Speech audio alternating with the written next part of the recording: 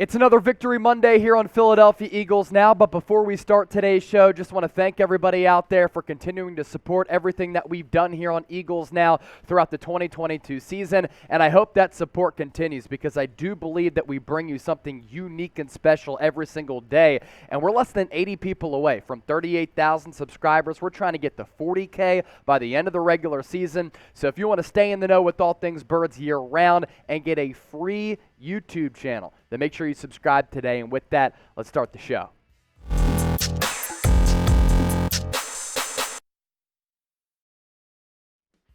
A loaded show on the docket here on Eagles Now. I'm Chase Senior. Hope all of your weeks are off to a good start. And how couldn't it be, right after the Philadelphia Eagles escaped Chicago with the win? So on the show today, some takeaways from that. We'll take a look at the Eagles' playoff chances, odds, and clinching scenarios. And the Birds are underdogs against the Dallas Cowboys. I certainly have some thoughts on that, so I hope you hang out with us throughout the entire duration of the show.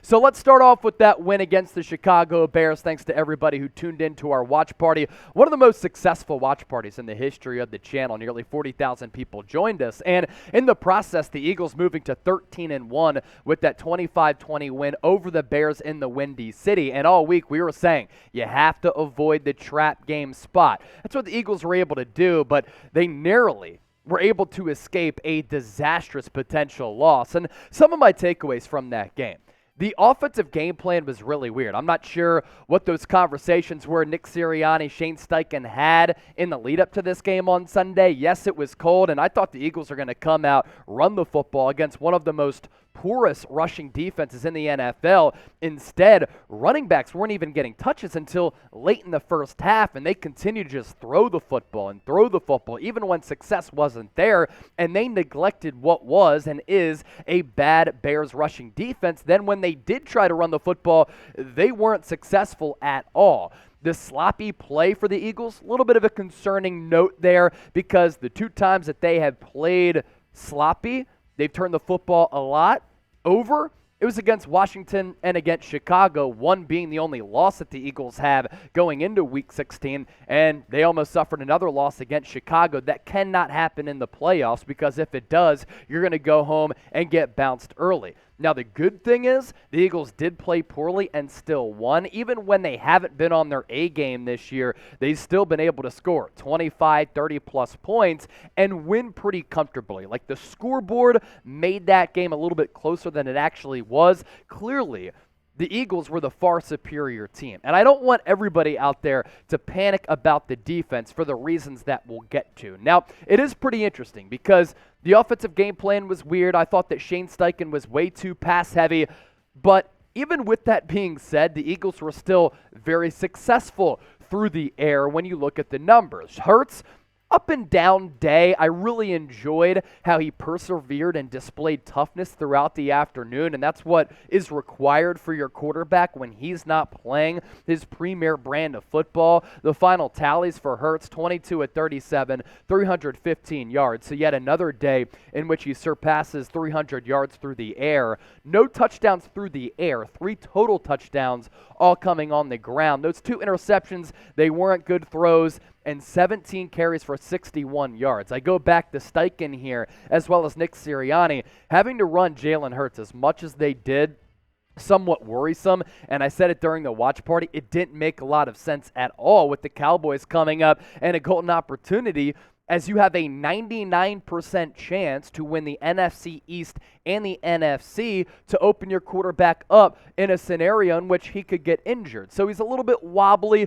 Those interceptions, not good balls. It looked as though he was affected a little bit by the cold weather on that early one where he just couldn't muster enough arm strength, rolling to his right, trying to chuck it downfield to A.J. Brown. But he was tough. He persevered, and that's what you have to do instead of mentally cratering like we see from a lot of quarterbacks in the NFL. And then you go back to the wide receivers in the pass game. Like, yeah, I didn't like the game plan, but still, they saw something in Chicago that they could exploit and take advantage of, especially going to their top 2 receiving options in A.J. Brown and Devontae Smith, both of whom had phenomenal days For A.J. Brown, he was targeted 16 times, 9 catches, 181 yards, average yards per catch north of 20, that long of 68. What a clutch throw from Jalen Hurts down the sideline there to really put the momentum on the Eagles' side. They get another touchdown there, and from that point on, they end up winning. A.J. Brown setting a career high for the most receiving yards in a single season with 3 games left. And then Skinny Batman, Smitty, Devontae Smith, he was great, especially picking up yards after the catch. He tallied 5 catches, 126 yards, average yards per catch even better than A.J. Brown at 25.1, despite not having the long play of the day like A.J. And more takeaways from Steichen's game plan. I felt as though, and disagree with me if you want in the comment section, they tried to force the ball way too much to Quez Watkins. Like, look at him as a gadget. Look at him as a toy. I'd like to see him involved a little bit more in the pass game, but when you're trying to go bubble screen to Quez, get him way too involved in the pass game, when you try to force feed him a little bit, it just wasn't really conducive to winning football yesterday. I understand in certain spots, but yesterday it felt as though like we came in wanting to get Quez Watkins the football, and if it's not working, we want to follow the game plan. Sometimes you just have to scrap it given what the defense was giving Philadelphia. So if you love the Philadelphia Eagles and you hate the Dallas Cowboys, let me say that again. If you love the Philadelphia Eagles and hate the Dallas Cowboys, that should be everybody watching right now. No fraudulent Cowboy fans allowed here. Then I want you to hit that thumbs up icon and like the video. Pivoting now to the defense. Do not be concerned by the defense because all throughout the week, what did I say? And this is why you subscribe. The only way the Bears can beat the Eagles is by Justin Fields making insane plays out of structure. It was really important for the Eagles to have disciplined pass rush lanes. And I thought for the most part they did, but there were some plays where Justin Fields was able to escape because this dude is just a unique and special athlete at that quarterback spot. But you look at the Eagles' sack production after another sack-heavy day against the Bears on top of what they've done numerous times this year. That's 3 straight games for 6 or more sacks for Philadelphia. This sack production for this football team is special. I mean, Haason Reddick has 12. Javon Hargrave has 10. Josh Sweat has 9.5. Brandon Graham has 8.5. Fletcher Cox with 6. Haason Reddick a sack away from setting a new career high. Hargrave and Sweat already did. Brandon Graham is closing in on that. And even though Fletcher Cox was in the witness protection program for much of the early portion of the season at defensive tackle, he still has 6 sacks as well. So the Eagles were one of the worst teams in generating pressure last year in the National Football League. Now they're the best with the most sacks in the NFL. And I know a lot of you don't like Jonathan Gannon, but he does deserve some credit for this defense really balling out. And this right here, the Eagles' sack production is what can carry them throughout a postseason run because that is a formula to win in December, January, and February. You look at the last 2 Super Bowls, right? What happened? The defensive line for the Los Angeles Rams and the year before that for the Tampa Bay Buccaneers overwhelmed and just dominated that football game in both occasions against Joe Burrow and Patrick Mahomes. If the quarterback doesn't have time to throw, and if you can get home and generate a pass rush by sending 4 and dropping everybody else back in coverage, that's how you can win and stop some of these pass-happy offenses. And for Haason Reddick, what a deal it's been for Howie Roseman, and what a career he's putting together since being that first-round pick out of Temple University. T for Temple U. Throw those cherry and whites in the comment section if you're about that life. But he gets drafted in the first round out of Temple. Looks as though he's going to be a bust because Arizona didn't use him well. Then at the end of his Cardinals stint, that's where he found his groove, especially in 2020. 12.5 sacks, 15 tackles for loss, and 16 quarterback hits. Then he goes to Carolina, and he has 11 sacks, 12 tackles for loss, and 18 quarterback hits. And that continues going into 2022, where this guy has really become a Von Miller type of closer, like bringing in Brad Lidge when he went perfect for the Phillies, 48 for 48 in 2008, lights out Lidge, what up? 12 sacks, 8 tackles for loss, and 19 quarterback hits this year for Haason Reddick with 3 games left to play. What a bargain and what a deal it was for Howie Roseman to get him on that contract. $45 million total. $15 million per year for a guy who's probably worth anywhere between $18 and $20 million per year.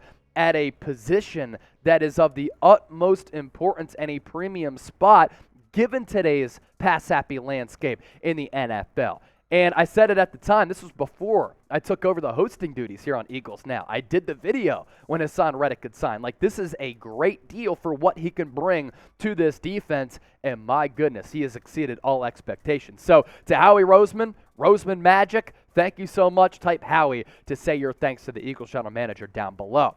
To a moment a lot of you have been waiting for. We're going to simplify and take a look at the Eagles playoff picture, clinching scenarios, and how they can get that number 1 seed and win the NFC East. That's coming up around the corner. First up, today's show is presented by Rocket Money.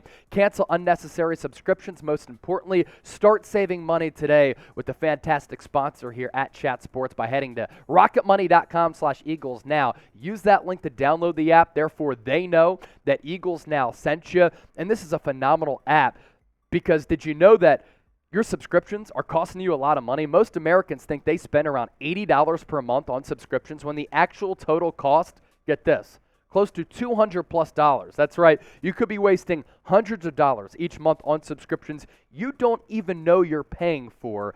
And it's all about Rocket Money, formerly known as Truebill. This app shows you all of your subscriptions in one place, then cancels for you whatever you don't still want. Rocket Money can even find subscriptions you didn't know you were paying for, and you may even find out you've been double charged for a subscription. And to cancel it, the process is seamless and easy for the Eagles Now family. All you have to do, simple press of the button that says cancel, and Rocket Money takes care of the rest. Get rid of those useless subscriptions with Rocket Money now. Head to rocketmoney.com/Eagles Now. Seriously, it could save you hundreds of dollars per year. That is rocketmoney.com/Eagles Now. We'll put that link in the comment section as well as the description of this video. And sometimes it's a pain in the ass to cancel those subscriptions, not with Rocket Money. So we look at the NFC playoff picture heading into Monday Night Football tonight, which really doesn't matter at the end of the day. And things are starting to get pretty fascinating here in the NFC, and some teams are distancing themselves from others here. So the Eagles have already clinched a playoff berth. They did that last week, Coop, if we could go back to the NFC playoff picture. Sitting pretty right now, 13-1 with 3 games left here in the regular season. They have not yet clinched the NFC East, but they can do that with a win over the Cowboys, and in doing so also lock down the number 1 seed in the NFC. As of right now, a 99% chance to win the NFC number 1 seed and to claim the NFC East title. For them to lose it, they would have to lose their remaining games, and the Cowboys would have to go undefeated, including that win on Christmas Eve against the Philadelphia Eagles. That's what the Cowboys would have to do. So they beat the Bears 25-20, Week 16 on the road against the Dallas Cowboys. Games remaining against the New Orleans Saints on New Year's Day, and then also the New York Giants. At that point, the Eagles might be resting some starters, and they now have a 3-game lead over the Minnesota Vikings with 3 games left to play. So if the Eagles lose out and the Vikings win out, that's an opportunity for Minnesota to maybe make some ground, but the Eagles had the tiebreaker there. So Week 15, W against the Colts for Minnesota in that crazy game in which they came back from 33-0. Matt Ryan, I know you're a Philly area guy. Stiff, my man. Week 16 against the New York Giants, mostly fighting for that 2 seed, and in the process, the Vikings in beating the Jeff Saturday hapless Colts locked down the NFC North. For San Francisco, I think, and I'm going to continue to say this is the team that the Eagles have to be the most concerned about and with, because I think that their defensive identity and their scheme can stop the Eagles' offense, and then offensively, they're really good at picking up yards after the catch, an area in which the Eagles struggle, and they are just so elite on both sides of the ball. Kyle Shanahan, a very good coach. The Niners won the NFC West with the win on Thursday Night Football. Washington coming up in a game that is going to have playoff implications in a playoff field. The 49ers mostly fighting for the number 2 seed. They can get it if the Vikings collapse here, because they do, if it comes down to a tiebreaker, have the better NFC record. For the Tampa Bay Buccaneers, they're lucky to be in a bad division here because Tom Brady has not played good football over the last couple of weeks. This is a team that looks lost offensively. They got dump trucked 2 weeks ago by the San Francisco 49ers. A winnable game, Week 16 against the Arizona Cardinals, but really them being the 4 seed here in the NFC is a byproduct of the NFC South being atrocious with the Carolina Panthers, the Atlanta Falcons, and the New Orleans Saints.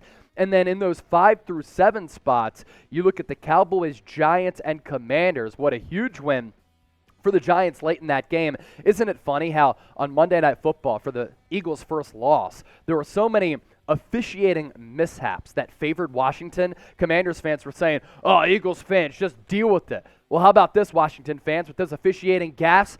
Deal with it now. As for those Dallas Cowboys, how about them Cowboys? A loss on the road to Dougie P and the Jacksonville Jaguars in overtime. The pick six 52-yarder off the hands of Noah Brown going back the other way. Everybody wants to blame Dak Prescott, but he's not to blame. It's just for the Cowboys being choke artists in December and January. It is a theme that has continued for more than a quarter century, and oh, it is just so beautiful. Now, they do have a big game against Philadelphia, but honestly, the Eagles could benefit from resting their starters on Christmas Eve because they know that after that, even if they lose, all they have to do is win one more game of the remaining 3 now, 2 after Dallas, to get the number 1 seed in the NFC and win the NFC East. Now, the Cowboys can clinch the number 5 seed with the win and a Giants loss this upcoming weekend, but my goodness, it's a beautiful sight. The Christmas gift came a little bit early underneath the tree for the Cowboys to lose that game against Jacksonville, and I loved the Jaguars at +4, +4.5. Made a little money on that front. So are the Cowboys frauds? Of course they are. If you type N for no, you're just a delusional hater. Everybody give me a Y for yes. As always, we appreciate all of you for supporting the show. Going to go live Wednesday here on Eagles Now because I'm off on Thursday. Programming reminder there, so don't forget to subscribe, turn on those noties if you haven't already done so. And let me give you this before we head out. E-A-G-L-E-S, Eagles. We out.